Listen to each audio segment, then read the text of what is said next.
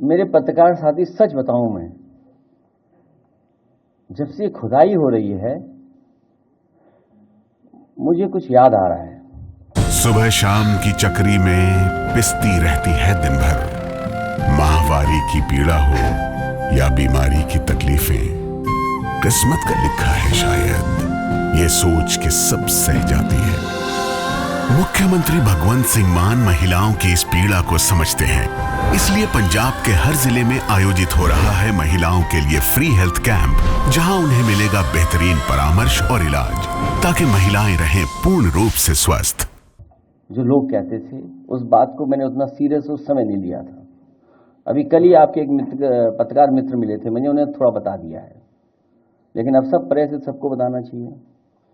मुख्यमंत्री आवास में भी शिवलिंग है, इसकी भी खुदाई होनी चाहिए।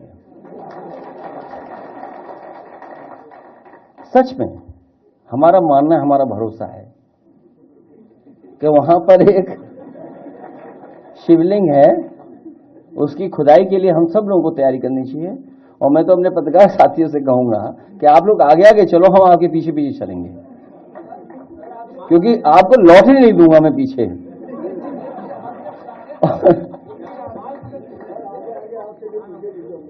तो ये जो सवाल इन्होंने पूछा वो इसलिए खुदाई चल रही है।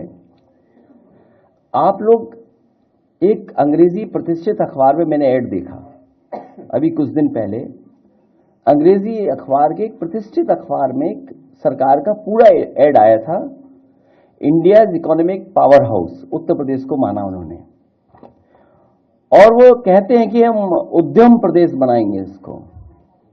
और उद्यम प्रदेश में ये कहते हैं कि इन्वेस्टमेंट के लिए हमें जो टारगेट है हमारा, देखिए इन्वेस्टमेंट के लिए, उद्यम प्रदेश बनाने के लिए जो हमारा टारगेट है वो है 1.5 लाख एकड़ जमीन एक्वायर करनी है।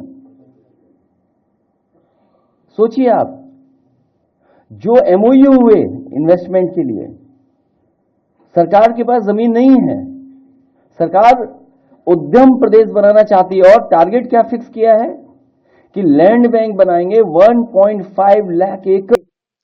वो एक वोट को अपने साधने के लिए बयान दे रहे हैं। उनको ये भय सता रहा है कि कहीं मुसलमान हमारे साथ से खिसक न जाए, इस नाते ये इस तरह के नरगल बयान उनके आ रहे हैं। अगर ये बात उनकी जानकारी में थी तो वो जब मुख्यमंत्री थे तो उन्होंने क्यों नहीं खुदाई कराई?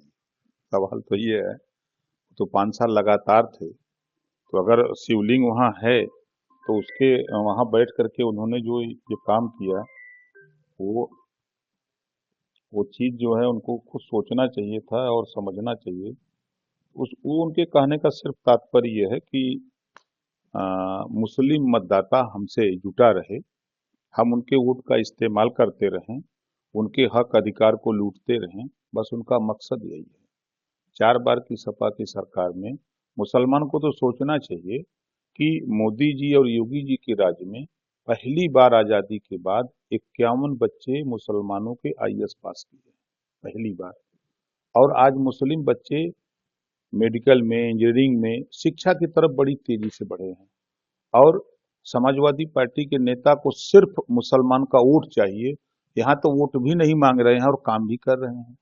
कोई भी योजना, चाहे आयुष्मान कार्ड की योजना हो, चाहे जीरो पॉवर्टी की योजना हो, चाहे राशन की बात हो, चाहे किसान सम्मान निधि जो वितरित हो रही, सारी योजना बिना भेदभाव को सबको मिलती है।